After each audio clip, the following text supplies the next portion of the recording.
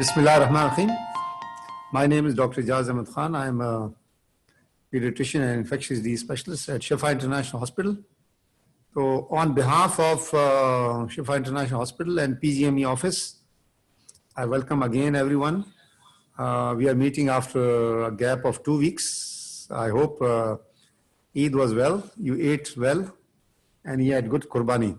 But I know that हम सब लोगों ने कुर्बानी वैसे भी देनी थी कोविड के दौरान और उसमें हमारा जो कल्मिनेशन हुआ तो ईद उल अज़हा पे हुआ hopefully that should be it giving the current trends अल्हम्दुलिल्लाह हमारे हॉस्पिटल का डेटा देखें और सिटीज़ का देखें नेशनल डेटा देखें तो पाकिस्तान में Covid is has shown declining trend in terms of numbers and positivity and mortality and hospitalization. That is a good thing. But as healthcare professionals, we are obliged to make sure that we keep ourselves updated. We have had so far almost two dozen webinars on this. We hope to continue. So we will try to make sure that given all the suggestions by everyone जो आप लोगों ने दी थी उसको मद्देनजर रखते हुए हमने टॉपिक्स चूज किए हैं जो रह गए हैं तो उसको भी कवर करने की कोशिश करेंगे. So we are here today to talk about neurology and COVID-19. So we'll go on to our first speaker, Dr. Maimoona Siddiqui. Dr. Maimoona Siddiqui is the head of neurology at Shifa International Hospital, and she is going to talk about COVID-19 and neurological manifestations. Neurological manifestation in COVID-19. Over to Dr. Maimoona. And I hope that everyone can join quickly. Please keep your questions ready. Send out your questions so we can answer at the end of the session. Okay, thank you, Dr. Ijaz. Bismillah ar-Rahman ar-Rahim. Assalamu alaikum, everyone.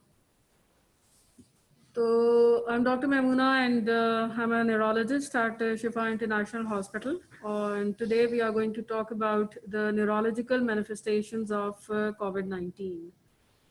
As Dr. Ijaz mentioned that Alhamdulillah, the numbers are going down and we are seeing a downward trend in COVID patients.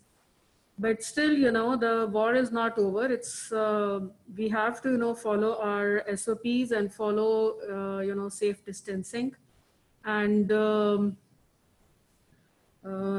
wear the mask every time we go in public places and, when we are in a hospital.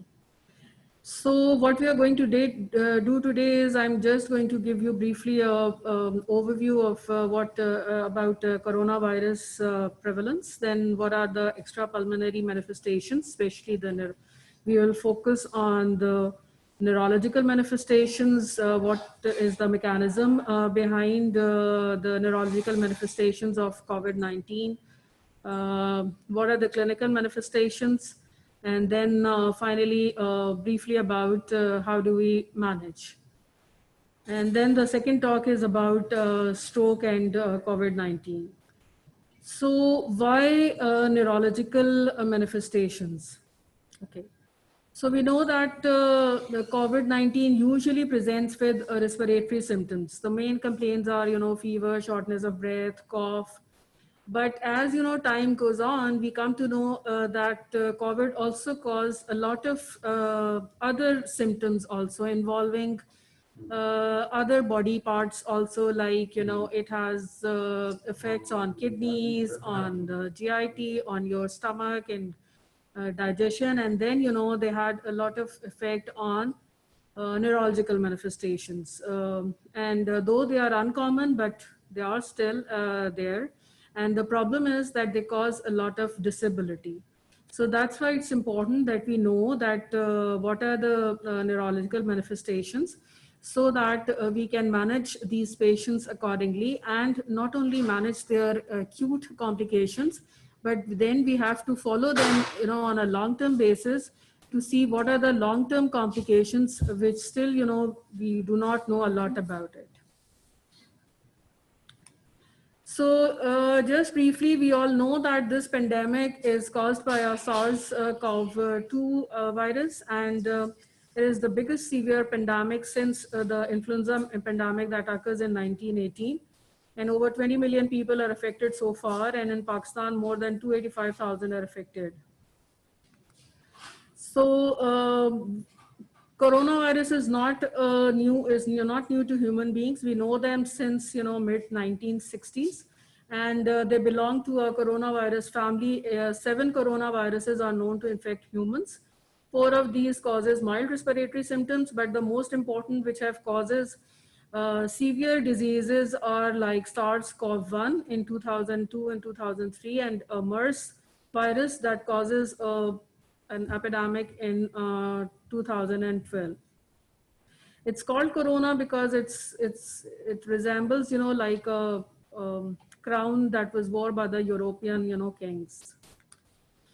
So this is just to show you what are the extra pulmonary manifestations of COVID-19. तो COVID-19 जो है वो अगर देखा जाए तो जिस्म के सारी हिस्सों को majority हिस्सों को मुतासर करता है. Like it has skin manifestations, rash cause कर सकता है, petechiae cause करता है. We know there is a term called COVID feet.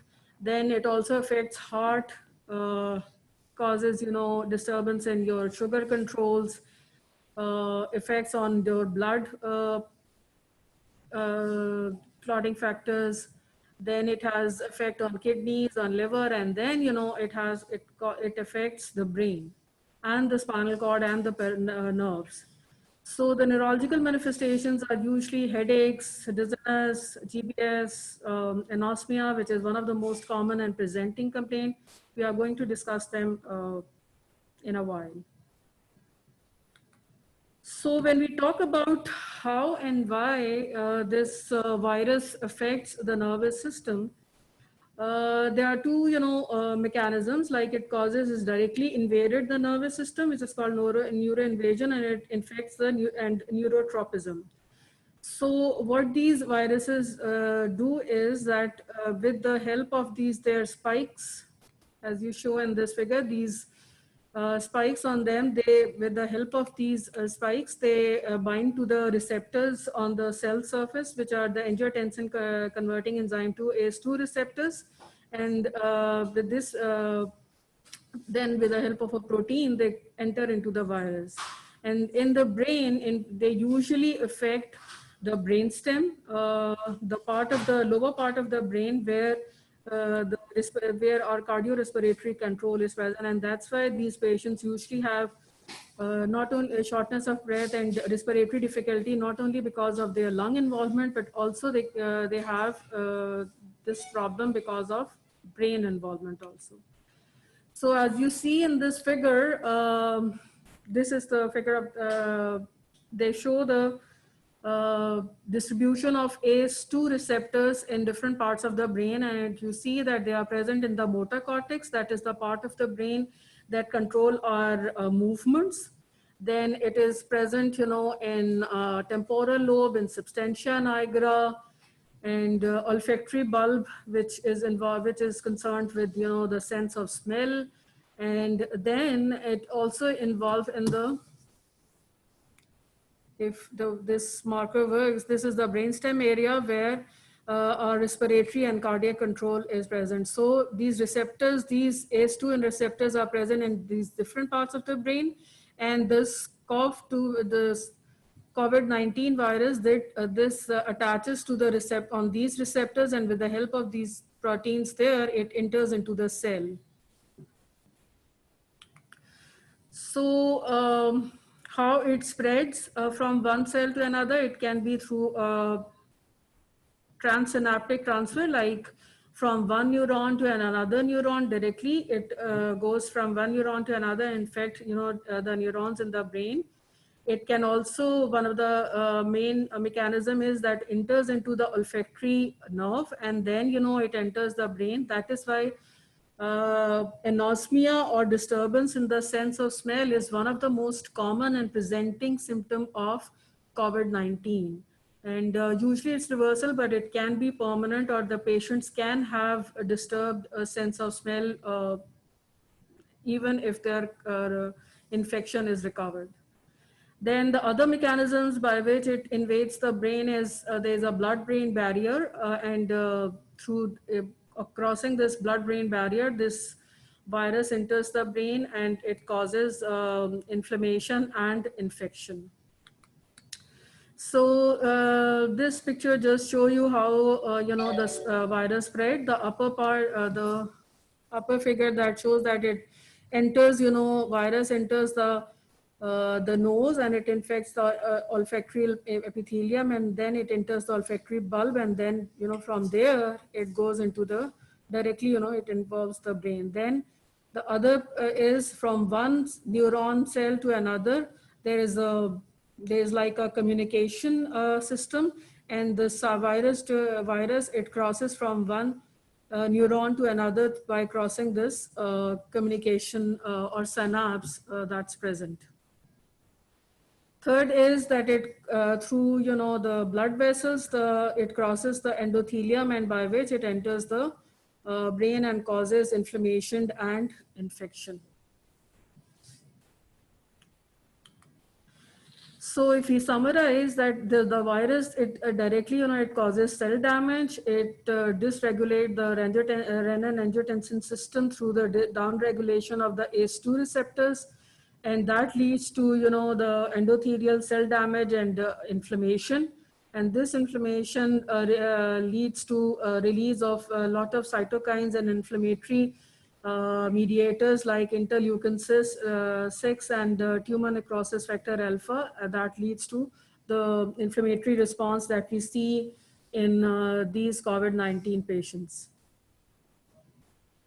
So this is just a diagrammatic representation of what we have talked so far, that the virus enters into the cell, then it damages the cell, it dysregulates this angiotensin system, and that leads to inflammation and leads to inflammatory response.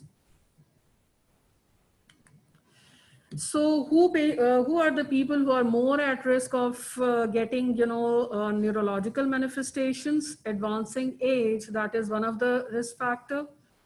Smoking is the persons who are smokers, they are at more risk. Then there are certain genetic factors that make you susceptible for neurological manifestations. Then the patients who had some underlying chronic diseases, like, for example, patients with diabetes mellitus, with hypertension, with chronic kidney diseases, or who have strokes, then they are, or patients who are in nursing home, then they are more at risk of having neurological complications. And so they have to be more, vigilant and take extra care. So when we talk about neurological manifestations, this is one of the study which shows that around, from China, and that shows that neurological symptoms occurs in overall 36% of the patients in this study, and which the most common symptoms were headache, dizziness, thakan, myalgias, patthon mein dard hona, fatigue, anorexia, yani bhook na lagna, anosmia, and then, they also had some uncommon presentations like GBS, infection of the brain, which is meningitis and encephalitis. So now we come to the symptoms. So one of the most common complaint the patients had is headache. And headache is seen in about 1/3 of the cases, especially patients जैसे जिनको के infections या meningitis होता है, encephalitis होता है, they also complains of headache. And even with, अगर उनको ये नहीं भी है, तब भी headache जो है COVID के patients में काफ़ी common देखा गया है. और यूजली इसका जो मैकेनिज्म है या कॉज वही है कि जो ये इन्फ्लेमेटरी मार्कर्स जो हैं वो रिलीज जब होते हैं तो वो हमारे उन नर्व्स को स्टिमुलेट करते हैं जो कि पेन को कैरी करती हैं, और उसकी वजह से उन लोगों को हेडेक्स होते हैं. Again, seizures or fits जो हैं, they are not very common, but they have seen, especially this is the study from Children Hospital, in which the seizures were described in 3% of the children who are admitted in COVID-19. और इसमें ज़्यादातर वो बच्चे थे जो कि जिनको पहले से एपिलेप्सी थी और उनको फिर सीजर्स हो गए। दूसरा ये कि पेशेंट्स जिनको कि एपिलेप्सी होती है वो they are more at risk of having seizures या status epilepticus if they have a severe COVID-19 infection. Another important and disabling complication of COVID-19 is encephalitis. जो स्टडीज हुई उसमें देखा कि they have usually the patients जो हैं एनकेफलाइटिस के दे present with confusion, with irritability, reduce consciousness यानी गुनूदगी के साथ, सीजर्स के साथ, फीवर और इरिटेबिलिटी के साथ। और यूजुअली जो मीडियन जो एज थी इन मरीजों की वो they were older, as I also mention कि ये एज जो है जो ये मेन रिस्क फैक्टर है। और जो सिम्टम ऑनसेट है इनका वो जो कोविड-19 का इन्फेक्शन है उससे यूजुअली 10 to 17 डेज पे इनका ऑनसेट रहा है। जब इनके CSF एनालिसिस या जब स्पाइनल टैप किया तो उसमें यूजुअली इनमें लिम्फोसिटिक मेनिंजाइटिस होता है और COVID PCR was positive in one patient. इसकी कोई specific, we do not have any specific treatment for encephalitis caused by कोविड-19। यूजुअली सपोर्टिव केयर देते हैं and people have used, you know, if they have seizures they have used anti-epileptic drugs, steroids or antivirals and antibiotics. Encephalopathy is basically जब मरीज जो है वो गुनूदगी में हो या उसकी पर्सनालिटी चेंज हो जाए या उसको कोई कंफ्यूजन और बिहेवियरल चेंजेस हो रहे हों। यूजुअली एनकेफेलोपैथी जो है वो कोविड-19 के पेशेंट्स में, बहुत सारे पेशेंट्स में स्पेशली जो कि ICU में एडमिटेड थे और जिनको कि सीवियर इन्फेक्शंस था उनमें देखी गई है। और लेकिन जब कॉमन रिस्क फैक्टर्स वही हैं कि अगर एनकेफेलोपैथी के वो पेशेंट्स जो कि एडवांस्ड जो कि एज है जिनमें के और भी बहुत सारे कॉम्प्लिकेशंस और डिजीज़ेस मौजूद हैं या उनको कोई अंडरलाइंग न्यूरोलॉजिकल इलनेस है जैसे कि डिमेंशिया या कॉग्निटिव इम्पेयरमेंट। और उन पेशेंट्स में स्पेशली स्टडीज़ वेस्टर्न उससे है तो उनमें कि जिनमें जो लोग नर्सिंग इंस्टीट्यूट्स में, नर्सिंग होम्स में थे उनमें ज़्यादा था क्योंकि उनका पुअर फंक्शनल बेसलाइन था, या वो पेशेंट्स जिनमें के जो कि malnourished थे उनमें ये एनकेफेलोपैथी जो है that was seen more commonly. Acute disseminated encephalomyelitis and myelitis is another uncommon complication, but इसमें basically होता है कि ब्रेन और स्पाइनल कॉर्ड की इन्फ्लेमेशन हो जाती है and usually the patients presents with weakness and confusion and even seizures also, and it's usually very disabling. So अब तक जो हमने सारी बातें की वो ब्रेन को इन्वॉल्व करती हैं या स्पाइनल कॉर्ड को इन्वॉल्व करती हैं, पर कोविड-19 also affect the peripheral nervous system यानी कि नर्व्स, मसल्स को भी। और जैसे पहले I mentioned that one of the most common complaint and one of the most presenting complaint is loss of smell, anosmia and taste. And it was found in about 86% of the patients who have COVID-19. And usually इसको जो वैसे इसका difference है बाकी, जैसे हमें जब कोई वायरल इन्फेक्शंस होते हैं या साइनोसाइटिस होता है तो यूजुअली एनोस्मिया जो है वो इस वजह से होता है क्योंकि वहाँ जो म्यूकोजा है वहाँ स्वेलिंग हो जाती है या राइनाइटिस की वजह से, लेकिन this was basically because of the involvement of the olfactory nerves and the bulb that causes anosmia. Mostly patients में रिवर्सिबल होता है, लेकिन there are patients, proportion of patients जिनमें कि ये परमानेंट होता है या उनको डिस्टर्बेंस हो जाती है स्मेल की, यानी कि उनको नॉर्मल स्मेल की जगह बर्निंग स्मेल्स और ये सब आती हैं, विच इज़ काफ़ी discomforting. Then we come to the involvement of nerves, जिसमें कि सबसे कॉमन जो न्यूरोपैथीज में है और जो सबसे डिसेबलिंग है वो है Guillain-Barré syndrome और GBS, which is a acute neuropathy which causes limb weakness, symmetrical limb weakness, which is progressive areflexia and sensory symptoms. जो स्टडीज हुई हैं उसमें उन्होंने देखा है कि 19 patients were presented with GBS and the median age was 63 years. और usually इसमें दोनों varieties जो demyelinating है और axonal disease है, they both, the patients present with both type of GBS, and they were treated with intravenous immunoglobulins and plasma exchange. But in patients with COVID-19 and GBS, usually they had a bad prognosis as compared to the patients who do not have COVID-19. So you have to treat them aggressively, and you have to counsel them regarding their prognosis and need of long-term rehabilitation in these patients. Muscle injuries were seen in 11% of the patients, जिसकी वजह से they had myopathies, muscle damage, myalgias. So this is a paper in which the Dr. Majid, he classified the neuro-COVID manifestations into 3 stages. And as you see, there's the stage 1 is the mild one, in which this is when the virus is only bind to the nasal passage and tongue, and the main symptoms are usually loss of smell and taste. Then in the stage 2, it's more severe when it involves, it causes inflammation in the blood vessels and the neurological symptoms. Then in these patients can have different neurological symptoms like stroke, sensory loss, aphasia, or their cranial or peripheral nerves may be involved. And the stage 3 is, which is a most severe disease, when there's a cytokine storm or a severe inflammatory response, which causes, neuronal cell death and encephalitis. And the patients can have seizures, confusion, loss of consciousness, or death even.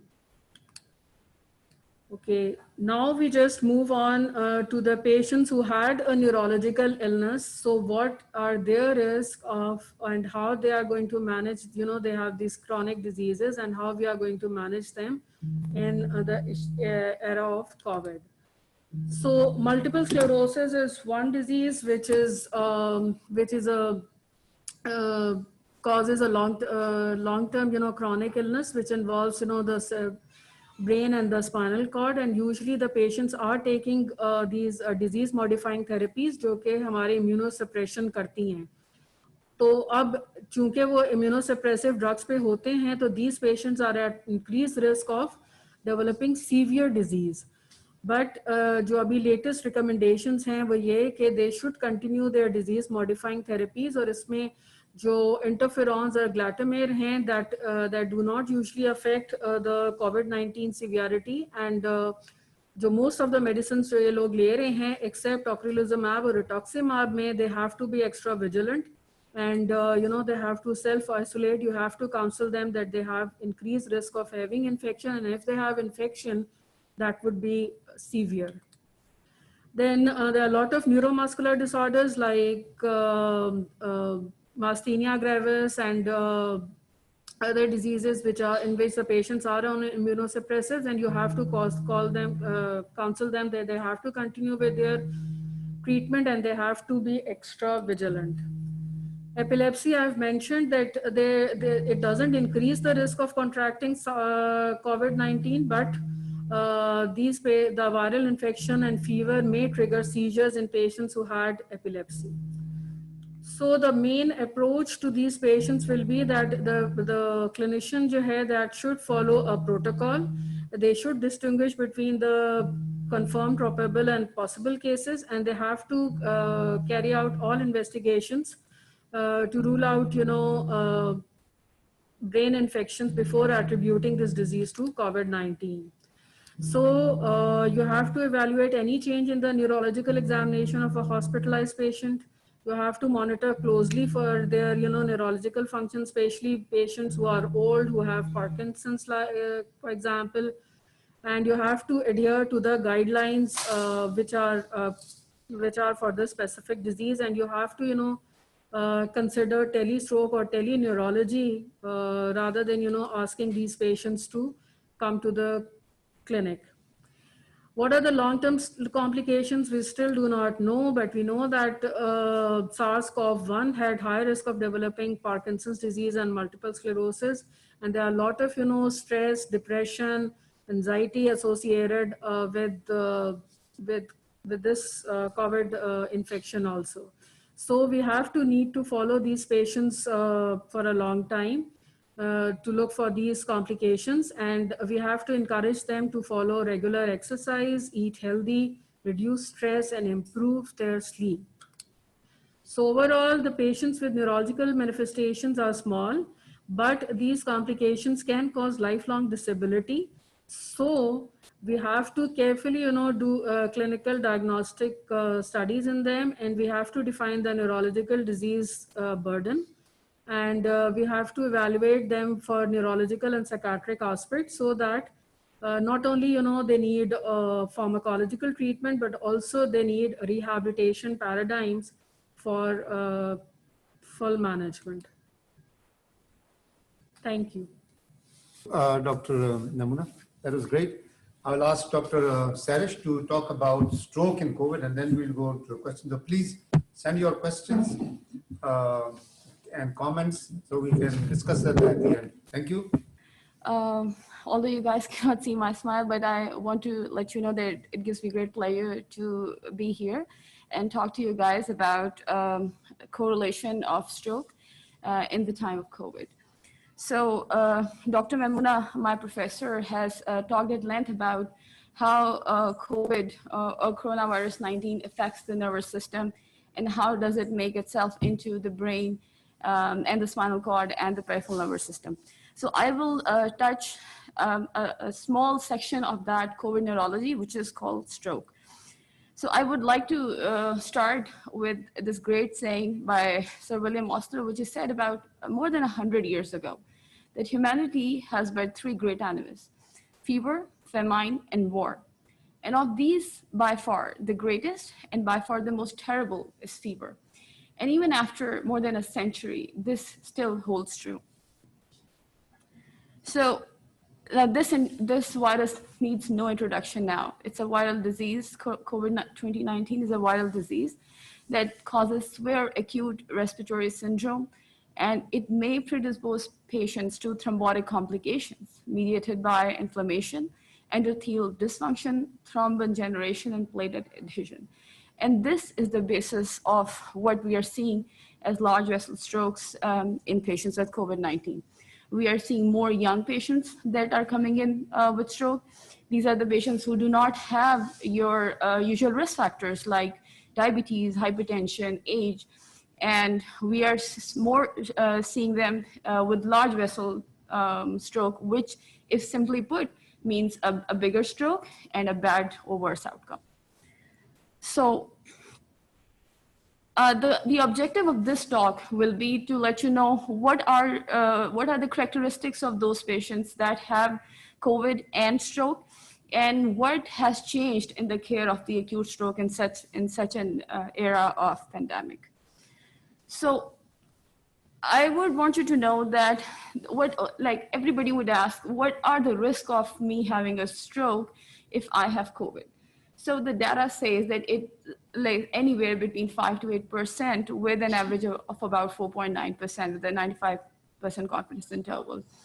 So any patient who has COVID-19 has about 3.2 to 7.82 increased risk of having a stroke within the first 3 days. And interestingly, this is the same with any respiratory tract infection.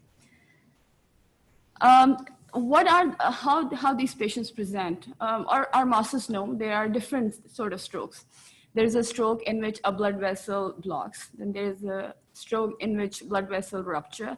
And then there are stroke in which veins get blocked instead of arteries.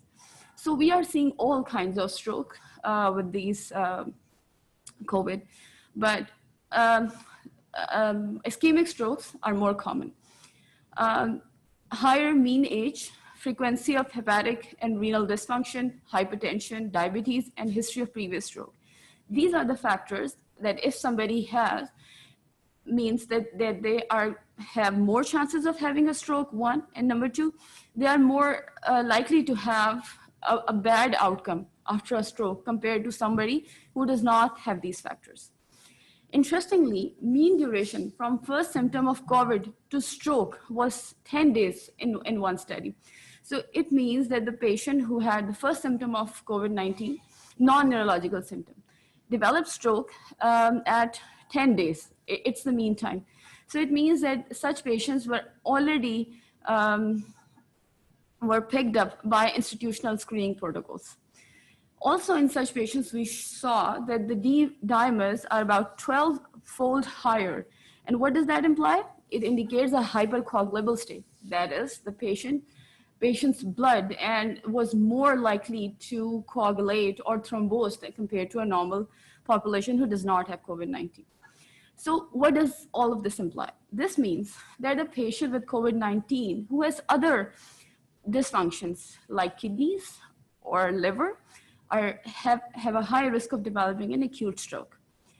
However, it remains unclear as to the underlying cause of developing acute stroke in patients with COVID-19. There is preliminary evidence of hypercoagulopathy, but is there a direct relationship with stroke? We don't know that yet. We don't have enough data.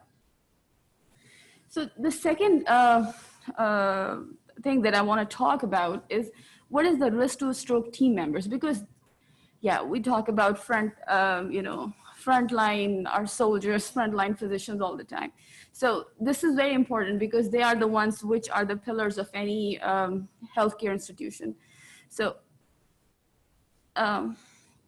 yeah. So there are three ways in which this can be transmitted to the team that is evaluating the COVID-19. First, they can be direct or indirect contact. Then there can be a droplet, small droplet transmission, or they can be more higher, 1 to 5 microns droplet nuclei can be transmitted. So what do we need to do it? So first of all, for any institution that takes care of COVID patients and stroke patients, they need to have a designated area or path for infected patients or for those patients who are susceptible to have that infection. All the team that is taking care of that patient should take proper precautions. This includes surgical masks, non-porous gowns, gloves, goggles, face shields, caps, and shoe covers are optional. Patients should ideally be put in a negative pressure ventilation, but I know this is easier said than done. Now, the big question of whether they should be wearing particulate filtering or not, which means N95, KN95, FFP2, depends which country are those masks coming from. That is still debatable. Well, the debate is that seeing a stroke patient is not an aerosol generating procedure. That is, patient is unlikely to cough, or you are not going to make them cough or generate aerosols from their mouth. However, such patients can present with pneumonia and stroke, and they can be coughing on their own without you doing anything. So there is a likelihood that you can acquire COVID-19 from them because of the aerosols. So if you have those masks available, do use them. But if you don't have, these things that I mentioned earlier are the bare minimum that you should have at all times while evaluating such patient. Disinfection, sterilization, and disposal of critical, semi-critical, and non-critical equipment, and protection and disinfection of high and low contact surfaces using disinfectants is effective against SARS-CoV-2, and this should be practiced and observed at all times. So now I would like to talk about what types of COVID-19 infected stroke patients are. So we can divide them into 3 categories. First category is those patients who have COVID-19 and they came with a stroke. Well, I would say from my personal experience that life is easy with them. We know that they are COVID-19, we know what precautions to make, and we know what pathway to follow. We have already discussed that COVID-19 infections gives higher, in advanced stages of COVID-19 infection, patients are likely to develop acute stroke. And the median duration from the first symptom to the stroke was 10 days in one study. Therefore, whether the patient are being evaluated in the ER or within the hospital, the institutional screening protocols would have already identified COVID-19 in these patients. However, the difficult patients are those in whom we suspect COVID-19 infection. These are very challenging patients for us. Why? Number one, because they are stroke patients. They have compromised verbal communication. So we can't take proper history due to aphasia. They are dysarthric. They have cognitive incompetency, and sometimes this lack of availability of kin. So history taking, a good history taking and screening measures are extremely challenging in such patients. Secondly, when you see them firsthand in the ER, it is like a clock ticking on your head. And you have to take urgent decisions regarding treatment and patient's disposition, but you cannot have the cultures or the ELISA available right away. It depends upon your kit. Well, there are kits available that gives you results in 5 minutes. We, on the other hand, have to wait for a good couple hours before results are available. And repeat testing is sometimes necessary because PCR or ELISA can come back negative, and then you have to repeat them. So, so these are the challenges that we see with a patient who have suspected COVID came with a stroke. Okay, and then there is that minefield on which we haven't stepped yet, but it's there. So acute stroke patients may be asymptomatic carriers in the prodromal period, or more interestingly, and what we are seeing more often now, is that the neurological deficit is the first manifestation. That is, they were fine before this presentation and they were walking and talking, and suddenly they had a stroke, and lo and behold, that stroke was the first manifestation of COVID. So the time between transmission and symptoms onset ranges between 2 and 14 days. And the viral load of these asymptomatic patients was found to be the same as was the viral load of the symptomatic patient. So they just don't have the symptoms, but they are as powerful a carrier, and they can transmit equally as a symptomatic patient would do. And the possibility of isolated neurological symptoms, like Dr. Maimouna discussed at length, are confusion, headache, and dizziness, and these symptoms should prompt a stroke evaluation. So to conclude this point is that COVID-19 infected patients may develop stroke after the diagnosis of infection has already been made. This sequence of events is consistent with acute stroke seen in the setting of other respiratory infections. A COVID-19 infection is unlikely to be confirmed or excluded using lab assessment during the time frame of initial evaluation and decision-making. Therefore, a clinically suspected COVID-19 infected patient with stroke has to be evaluated under the assumption that the patient has COVID-19 infection. This message is especially for the caregivers working in the ER, that if you have your suspicions and if the patient has come with stroke, you need to treat them as COVID-19 until proven otherwise. So there is a possibility that the acute stroke patient may have undiagnosed COVID-19. Number one, because appropriate screening is not possible. Number two, patients are in their prodromal period. Number three, they are asymptomatic carriers. And number four, neurological deficits seen in the early period of COVID-19 may prompting a stroke evaluation. If a stroke patient is suspected to have COVID-19, it is reasonable to think of pulmonary imaging like chest X-ray, CT scan, or chest X-ray to have a fair idea if they have COVID pneumonia. Okay, so transmission risk during evaluation of acute stroke patients. Well, published data shows that the droplets survive in air up to 3 hours. And this puts all of us at risk, not only the frontline team members who are looking and taking care of the patient, but also anybody, pretty much anybody present in that environment at that time. So this brings us to a very important topic of telestroke. And this is the need of the hour, especially in this pandemic, that we should use more and more telestroke. It has demonstrated equivalence to that of a bedside assessment for immediate assessment of stroke severity using NIHSS, which means that with a good telestroke equipment, with your voice being properly communicated in the real time, and with somebody on the other side of the camera to get the things done the way you want them, you can evaluate the patient and do a correct NIHSS and to reach a decision of taking the patient to stroke unit, or before that giving them a thrombolysis, and determine if the patient is going to be a candidate for a thrombectomy.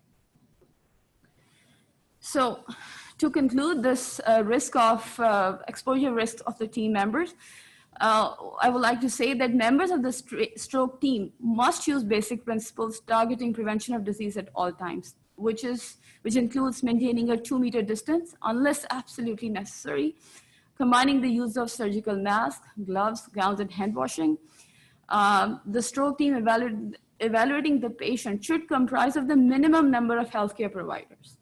And those who meet the high-risk criteria of contracting COVID-19 should preferably not be involved in the evaluation of patients. And like the high risk, I said, those physicians who are of increased age, who have renal or hepatic dysfunction, who have diabetes, so those are at high risk, and they maybe should take a step back from seeing these patients directly.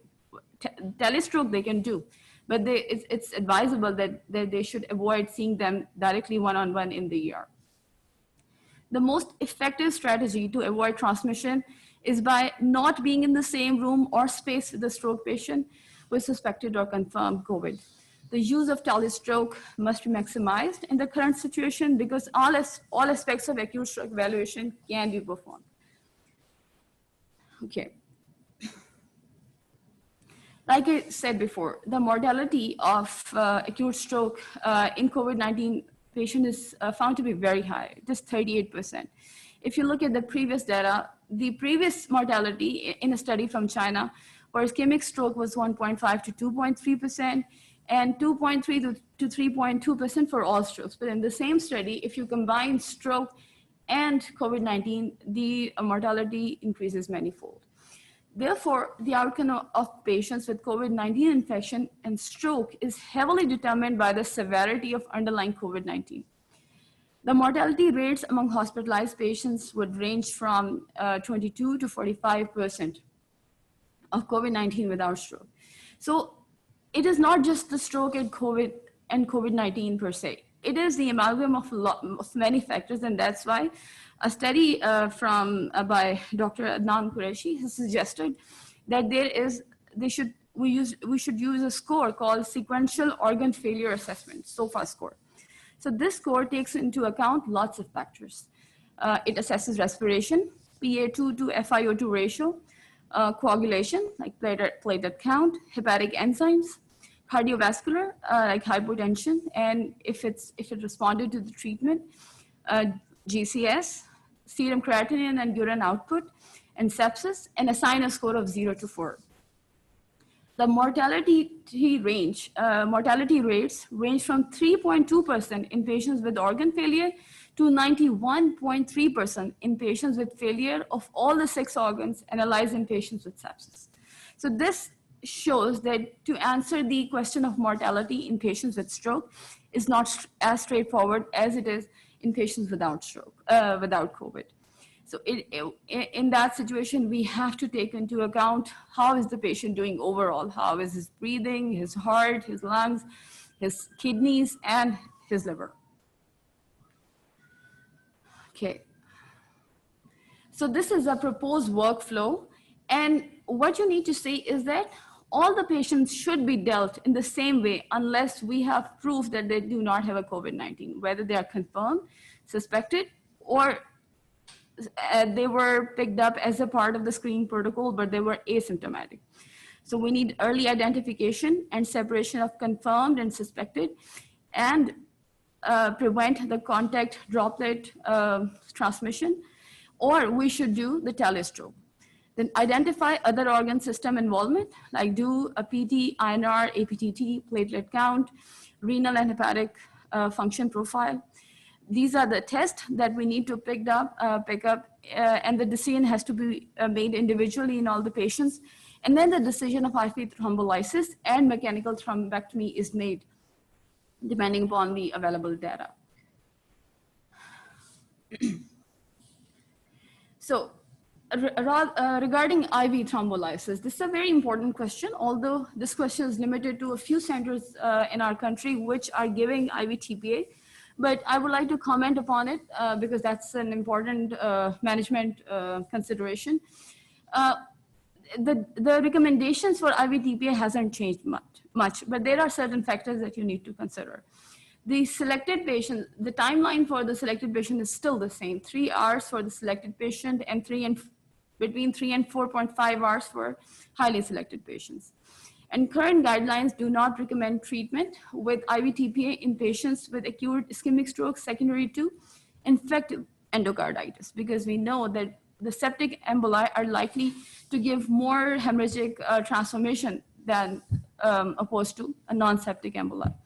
But in COVID-19, there is sepsis, sure, but there is no septic emboli. So as such, there is no contraindication to give IV TPA for a COVID-19 patient who came with acute stroke. Leukocytosis with elevation in neutrophil count, raised CRP, and raised D-dimer all have been identified in COVID-19. Previous studies in patients without COVID infection have demonstrated a higher rate of death or more severe disability and higher risk of ICH among ischemic stroke patients with the above symptoms. And then hepatic dysfunction with and without coagulopathy is also a huge consideration. So to conclude it, I would say that COVID-19 patient has high chances of having a sepsis shown by leukocytosis, raised CRP, and D-dimers. Although none of these is a contraindication, but we must counsel the patient and their family that they have a higher risk of developing a hemorrhagic transformation of the stroke or developing low functional outcome after the stroke. So this is something that they need to consider. In the patients with hepatic dysfunction and coagulopathy, the thresholds are the same, that PT of more than 15 seconds, platelet levels of more than 100,000, and INR of 1.7 is required for the patients to have the IV TPA. And then the use of aspirin, clopidogrel, and heparin. These guidelines are also not changed at all from the previous one, and they should be used as they were used before the COVID-19. So the key messages here are that stroke is a medical emergency irrespective of the pandemic, and public should seek help without delay despite COVID concerns. Evidence-based stroke guidelines and care are highly effective at reducing mortality, length of stay, improving functional outcome, and preventing recurrence, contributing it to relief of health system. Hence, it should not be intentionally stopped or suspended. Hyperacute stroke team response remains available to treat acute stroke. And stroke patients should continue to be cared for in specialized stroke models. Education and basic training skills may be required for non-stroke experts caring for stroke patients to ensure safety and optimizing recovery. Where access to critical care beds become limited, these patients should be cared for in a ward with appropriate support. And last but not the least, telestroke system for hyperacute stroke care and support in decision-making for thrombolysis and EVT care are well established, and implementation should be expanded to service all regions. So I would like to conclude my talk here by something that I read, and that is really a shaking message. So in the past century, we have made tremendous progress in the prevention, diagnosis, and treatment of diseases. We can dissolve the clots in the carotids, we can fix mutated genes, prevent the disease from happening, and we can image the brain and its necklace with exquisite precision. Yet we have been brought down to our knees by the tiniest of organisms, pretty much 60 nanometer in size. So this is a time to step back and think that where did we go wrong? We need to rethink that how do we need to train our physicians in the practice of neurology and physician scientists in the academic neurology, and how we prioritize drug development for neurological diseases. And we need to enable academia and pharma to develop treatments not based on the profits, but rather on cost to humanity. Just to give you a very small example, we recognize hundreds of viruses that can cause encephalitis. and results in devastating disease, like Professor Maimuna mentioned in her presentation. Yet we have no treatment for any of these organisms except for herpes and encephalitis. It is time for us to recognize that we are facing a crisis in neurology. The time to take action is now. Thank you. Thank you, Dr. Maimuna and Dr. Sarish. I think very well presented and covered most aspects about each topic, I think. So we'll go on to the question answer. Can I have the question answer? There's another one. अच्छा ये first question ये है कि हमें comment है कि recording चाहिए तो वो रिकॉर्डिंग आपको मिल जाएगी. Should we start our OT list normally without COVID, or we have still to wait? Then how long to wait? Okay, we are talking about neurology today. I think not OT. नहीं OT के लिए कि occupational therapy तो नहीं बोल रहे. Occupation therapy हो गया. हाँ आप बताएं फिर ये. Okay, so I think it is I occupation mean, therapy. I just want to ask, it's operation theater or OT is occupational therapy? Occupation therapy हो गया. उसी को आंसर कर दें. Okay, so if this is for occupational therapy, Tanya? because in occupational therapy you have to be, have a close contact with the patient. One option is that what I mentioned is using, tele-rehabilitation.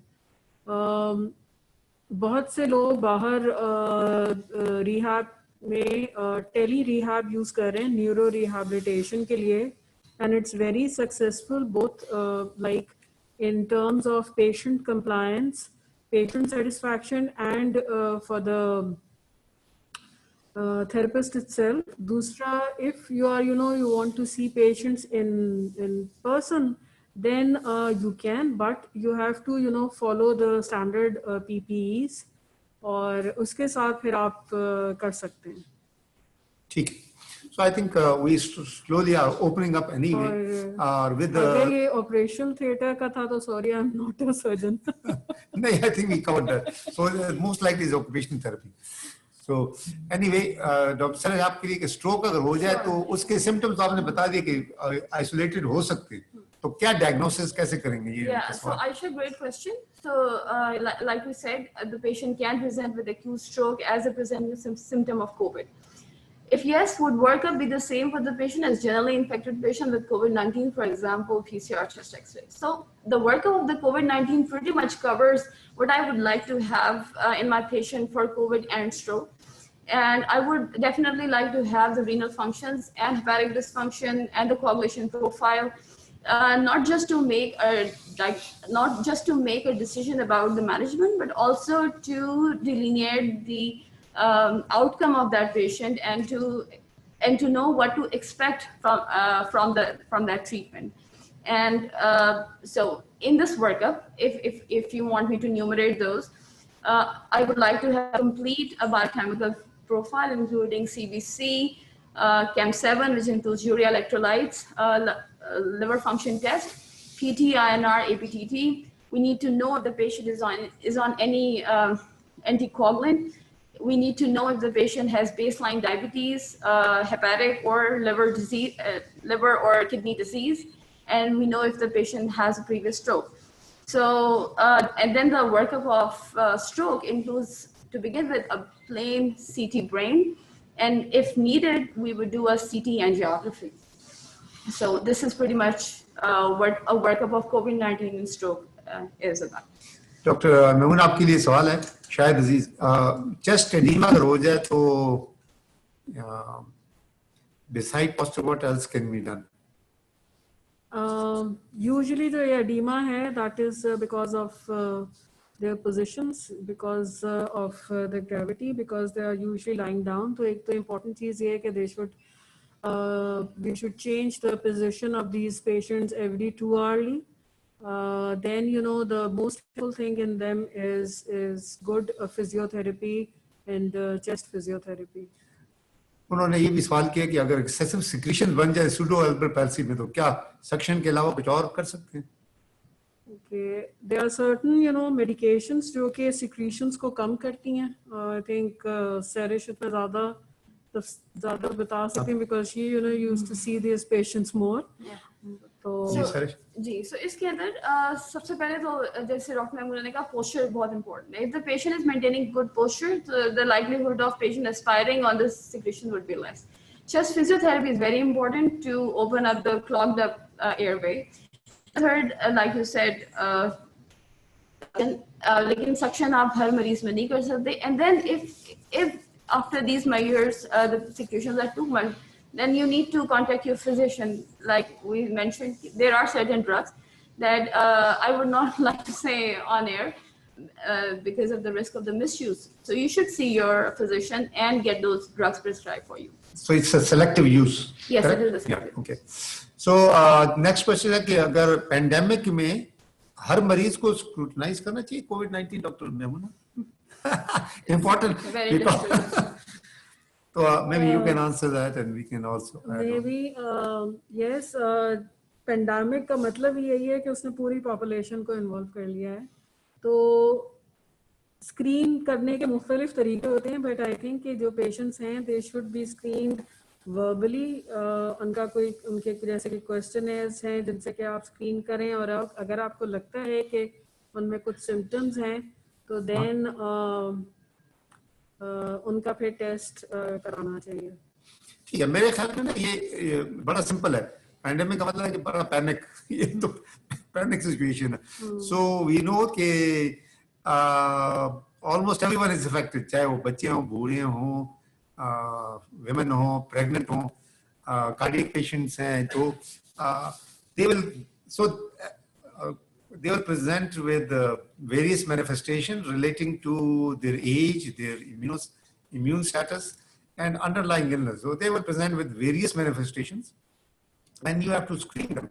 For example, अभी जैसे कि neurology बात की, इसी तरह बच्चों में भी होती है कि पोस्ट कोविड हो चुका है, चाहे वो confirm था, नहीं था, asymptomatic था, symptomatic था, and down the line, few weeks down the line, they come with manifestation that was not known. For example, वो stroke के साथ आते हैं, वो अपनी multi-system inflammatory syndrome in children, जिसको कहते हैं MISC या Kawasaki syndrome होते हैं. And then you have to, of course, see whether they had exposure in terms of आपके पास कोई serology वो उसमें मिलेगी. तो मेरे ख्याल में वो आपको करना चाहिए. तो जैसे कि पैंडेमिक में होता है कि आपके पास शुरू में हम, अगर आपको याद हो, डेफिनेशन इसकी ये थी, केस डेफिनेशन जो है ना, इसकी ये थी कि आपके पास जो भी कोई बुखार, खांसी या सांस की बीमारी हो, अगर आपको याद है, ये हमें बार बार सुनना पड़ता है जब भी आप टेलीफोन करें किसी को मोबाइल, तो अगर आपको बीमारी तो अपना तहकीक कराएं, डॉक्टर के पास जाएं, टेस्ट कराएं. तो जाहिर बात है ये 3 मैनिफेस्टेशन है. लेकिन उसके बाद हमें पता चला कि देखें उसमें कमजोरी भी आ गई, वीकनेस. इसके बाद आ गई जी टेस्ट की जो मैनिफेस्टेशन है, और भी कुछ और चीजें, डायरिया, वॉमिटिंग शुरू हो गई, फिर स्ट्रोक के साथ हो गए.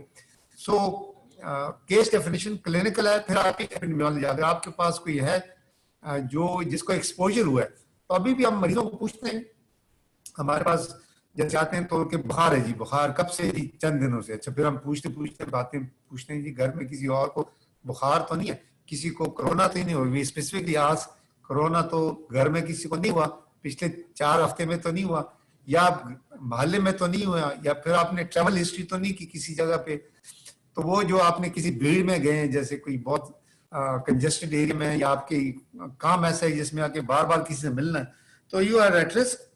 तो any manifestation will make you eligible to be screened for कोविड-19. आई थिंक दैट्स ठीक है ना? Basically, we have to our index of suspicion should be high, and every patient who present with respiratory and symptoms and fever, उनका तो करना ही होता है. लेकिन फिर जैसे कि आपको ज़्यादा हिस्ट्री लेनी चाहिए, क्योंकि अब चूंकि ये हर एक को हो सकता है, हर इलाके में है, तो उसमें आप जैसे डॉक्टर सरिश ने वेब न्यूज़ में कहा कि जी स्ट्रोक जो है वो बगैर रिस्पिरेटरी सिम्टम्स के भी प्रेजेंट कर सकता है, स्पेशली यंग पेशेंट्स में. तो जब तक कि हम ये सोचेंगे नहीं कि ये कोविड की वजह से है, नहीं हो सकता है, तो हम फिर टेस्ट कराएंगे नहीं. और कोविड मिस करना इसलिए प्रॉब्लमेटिक है या ज़्यादा डेंजरस है क्योंकि वो फिर आपके आगे भी और लोगों को इन्फेक्ट कर सकता है. तो दैट्स इम्पोर्टेंट कि स्क्रीनिंग जो है वो बहुत अच्छी होनी चाहिए। हाँ बिल्कुल, थैंक यू भाई। I would just like to make a last comment before we, go off. ये बहुत ज़्यादा पब्लिक और मैसेज के अंदर एक ख्याल है कि शायद हम आपको कोविड करवा देंगे या आप हॉस्पिटल आएंगे और आप ठीक होंगे और we will give you the disease और लेबल यू रॉन्गली। मेरी किसी भी लोगों से जब मुलाकात होती है तो उनका पहला सवाल मेरे से यही होता है कि हम इसलिए नहीं आते कि हमें कुछ भी नहीं होगा और आप हमें लेबल कर देंगे, फिर आपको बाहर से फंड्स मिलेंगे, फिर उसके बाद शायद हम कोई बहुत अमीर हो जाएंगे और आपको सब ऐसा कुछ नहीं है। I don't have enough data to comment on this from the whole world's perspective कि क्या इकोनॉमी और पॉलिटिक्स इन्वॉल्व है इसके अंदर, but I can tell you from my standpoint कि हम नहीं चाहते कि आपको कोविड हो, क्योंकि जब आपको कोविड होता है तो इससे हमारी लाइफ भी एट रिस्क होते हैं और हमारे बच्चों की या वो एल्डरली हमारे पेरेंट्स जो घरों पे होते हैं, they are also at risk.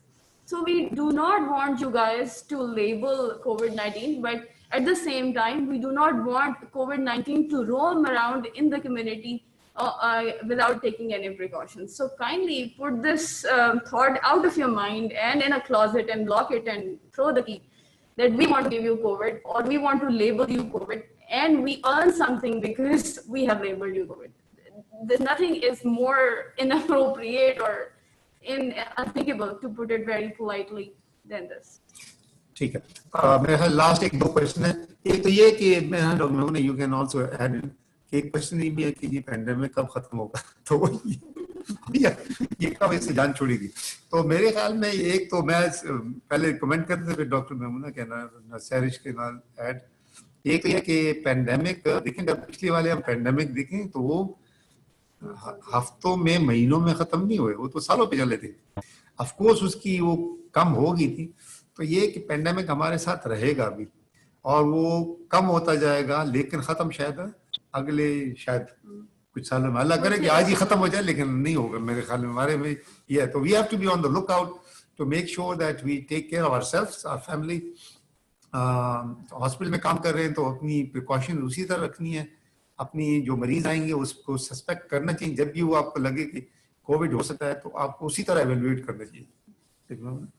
Yes, I agree. देखिए, जो जब मैंने प्रेजेंटेशन में बताया था कि जी 1918 का जो फ्लू इन्फ्लुएंजा एपिडेमिक था, that last for about 3 years, और अभी भी हमें तो अभी कुछ महीने ही हुए हैं ना। और अगर आप बेसिकली इसका ज़्यादा बेहतर जवाब तो एपिडेमियोलॉजिस्ट दे सकते हैं, लेकिन जो अभी तक की एक्सपेक्टेशन है वो ये कि जो फर्स्ट वर्ल्ड कंट्रीज हैं उनमें लेट 2021 तक जो है वो पेंडेमिक को ख़त्म होगा।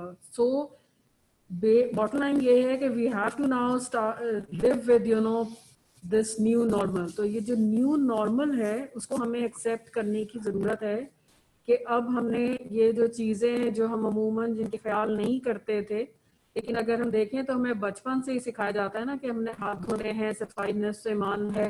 तो ये चीज़ें अगर हम उसको इसमें फॉलो करें तो हम इसको कंट्रोल कर सकते हैं, पर ये ख़त्म नहीं होगा। तो हमें तमाम प्रिकॉशंस के साथ चलना होगा और ये सिर्फ हमारे अपने लिए ज़रूरी नहीं है बल्कि हमारी पूरी फैमिलीज़ के लिए, हमारे घर वालों के लिए और स्पेशली बुज़ुर्गों और बच्चों के लिए ज़रूरी है। और अगर आप देखें अभी जैसे यूएस में उन्होंने स्कूल्स खोले तो वहाँ बच्चों में जो है वो कोविड-19 काफ़ी दोबारा से पॉजिटिव आ रहा है। या अभी न्यूजीलैंड में उन्होंने ऑकलैंड में again they are going for lockdown. तो it's going to be there, तो हमें अप्स एंड डाउन्स होंगे। तो अब हमें इसके साथ जीने का तरीका सीख लेना चाहिए। हमने उसके साथ थोड़ी कुश्ती करनी है। जी जी जी, कुश्ती कर, ठीक है। एक ये आखिरी वो है मेरा ख्याल में, मुझे याद है कि जब when we started seeing this patient तो सब कहते हैं ये रेस्पिरेटरी सिस्टम जो इन्वॉल्व हो रहा है। तो मुझे याद है डॉक्टर मेमूना आपने कहा कि एक केस रिपोर्ट आ रही है, दूसरी केस रिपोर्ट आ रही है, ये क्या होगा। तो फिर जब यहाँ पे स्ट्रोक आए या एंसेफेलोपैथी के मरीज आने शुरू हो गए, तो आपके ख्याल में आपने कितने मरीज देखे और क्या एक्सपीरियंस है इन टर्म्स ऑफ कैसे मैनेज किया, कैसे डायग्नोज किया? अगर ब्रीफली आप बता दें फिर सैरिश को बता दें। सैरिश स्ट्रोक का कर लेंगे आप बाकी। बेसिकली हमने कोविड के जो पेशेंट स्पेशली जो आईसीयू में एडमिटेड थे उनमें हमने ज़्यादा ये जो मैंने बात की थी एनकेफ्लोपैथी के जिसमें मरीज का ऑल्टर्ड सेंसोरियम होता है, कंफ्यूजन होती है, वो देखे हैं ज़्यादा।